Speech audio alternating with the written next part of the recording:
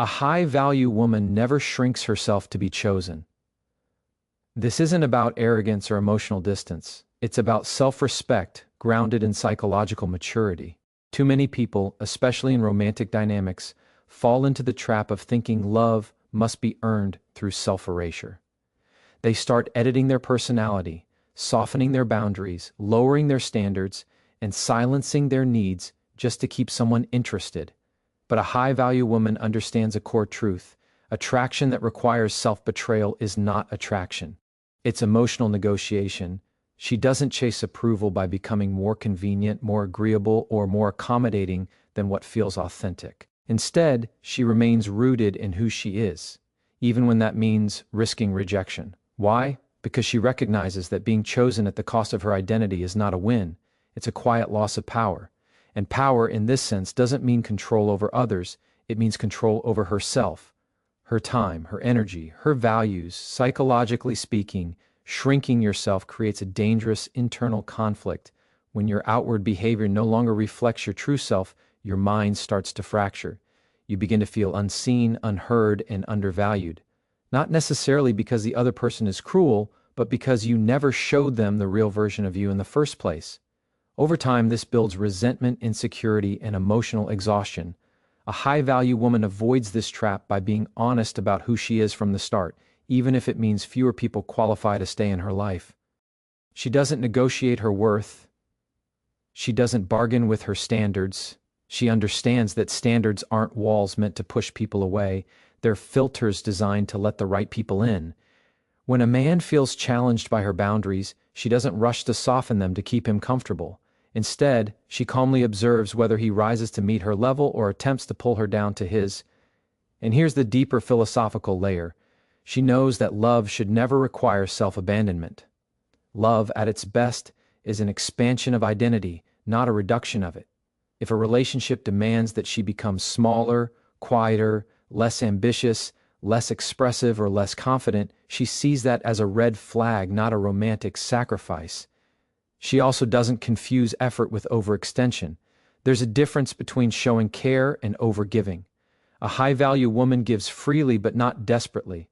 She doesn't pour energy into someone who gives back confusion, inconsistency, or emotional neglect. She understands that reciprocity is not optional, it's foundational. When effort becomes one-sided, she doesn't double down to prove her worth. She steps back and lets reality reveal itself.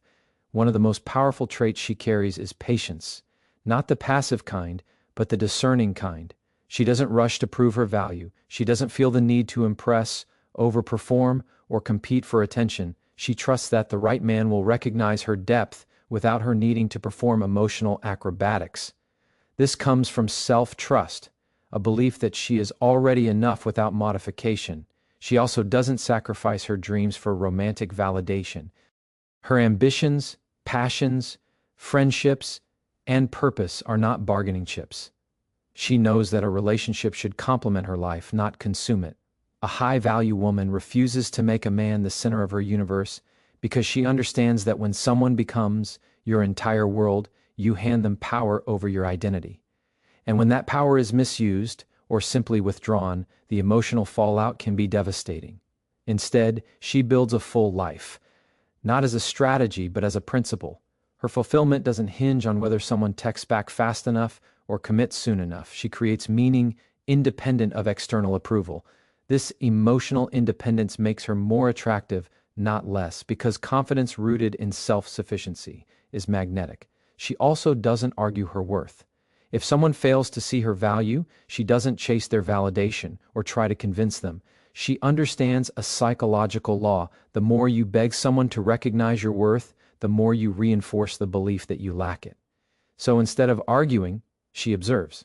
Instead of pleading, she decides. Instead of proving, she walks away.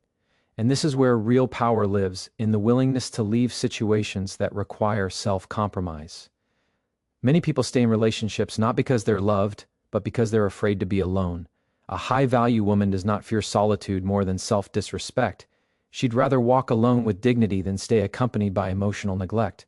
She doesn't pretend to be low maintenance when she's not. She doesn't mute her voice to avoid conflict. She doesn't hide her intelligence to appear less intimidating.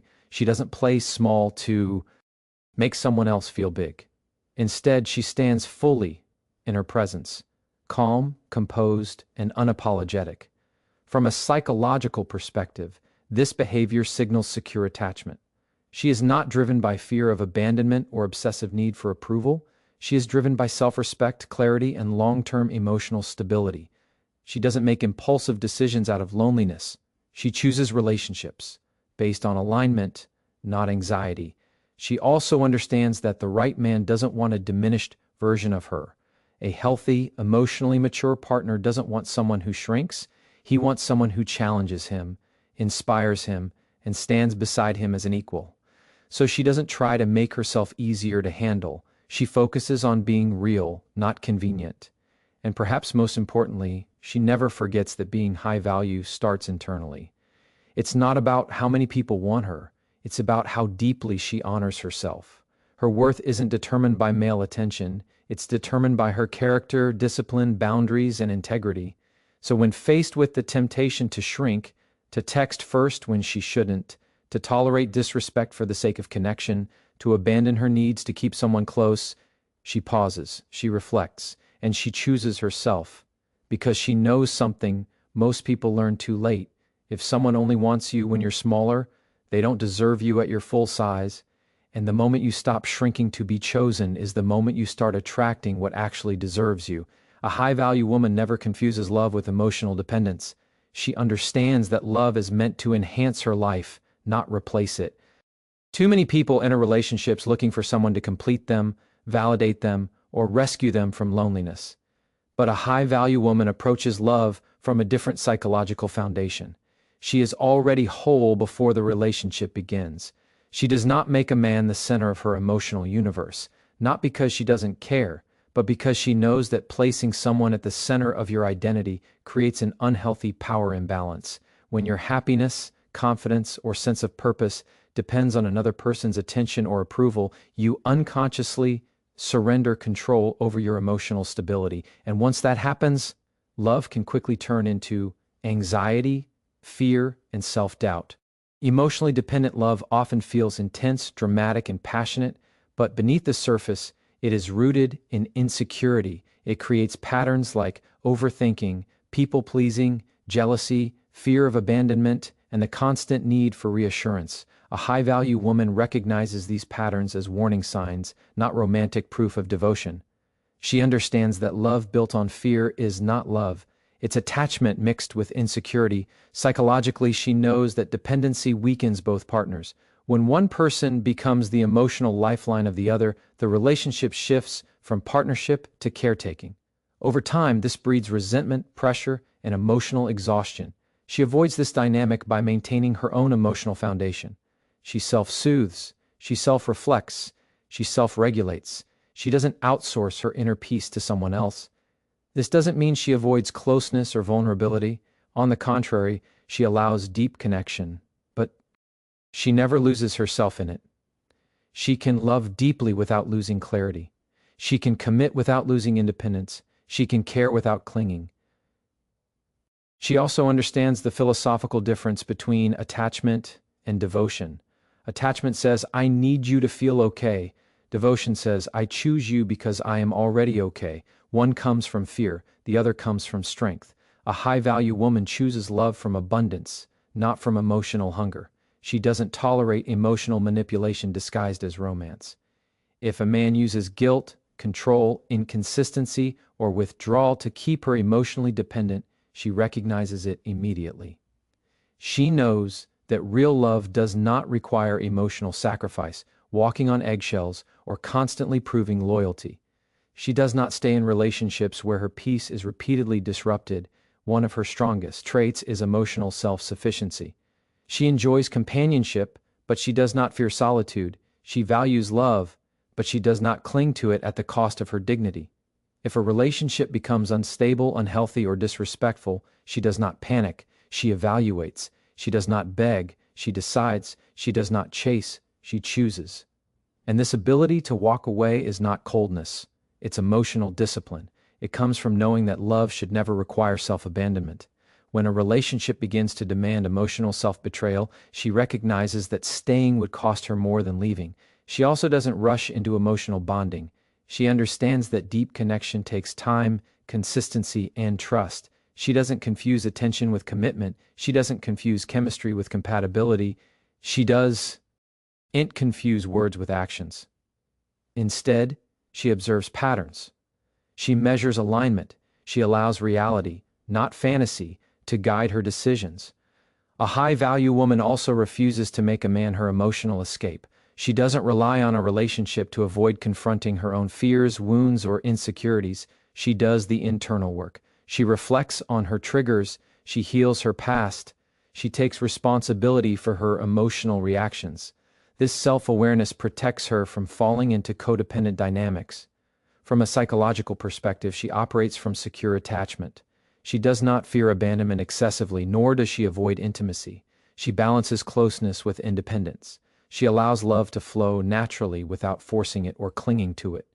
She also understands a critical truth. Needing someone is not the same as choosing someone. Need creates pressure. Choice creates respect. When a man senses that she doesn't need him to survive emotionally, he experiences her as confident, grounded, and emotionally mature. Not because she is distant, but because she is stable. She does not confuse loyalty with tolerance. If a man repeatedly disrespects her, neglects her, or fails to show up emotionally, she does not stay out of attachment. She understands that staying in an unhealthy relationship out of fear of being alone is a form of self-betrayal, and she refuses to betray herself. She also doesn't romanticize suffering. Some people believe that love means enduring pain, waiting endlessly, or sacrificing personal happiness. A high-value woman rejects this narrative. She knows that love should feel safe, supportive, and emotionally nourishing, not draining, confusing, or painful. She doesn't make impulsive emotional decisions. She doesn't let loneliness push her into unhealthy connections. She chooses slowly. She commits intentionally. She invests wisely, and if she realizes a relationship no longer aligns with her values, she leaves with grace, not drama. There is also a quiet strength in how she processes heartbreak. If love ends, she feels the pain, but she does not collapse. She grieves without losing herself. She reflects instead of blaming. She grows instead of becoming bitter. She allows the experience to refine her, not harden her. She knows that the healthiest relationships consist of two complete individuals, not two halves trying to fill each other's voids. Love in her world is partnership, not emotional dependency. And here's the deeper philosophical layer. She understands that the most important relationship she will ever have is the one she has with herself.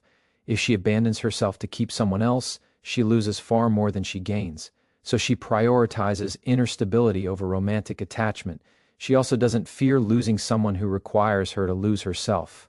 She trusts that the right partner will respect her independence, admire her emotional strength, and feel inspired, not threatened, by her self-sufficiency. Because in the end, she knows this: love should not feel like survival. It should feel like alignment. And the moment love begins to feel like emotional dependence, she reclaims her power, calmly, confidently, and without regret.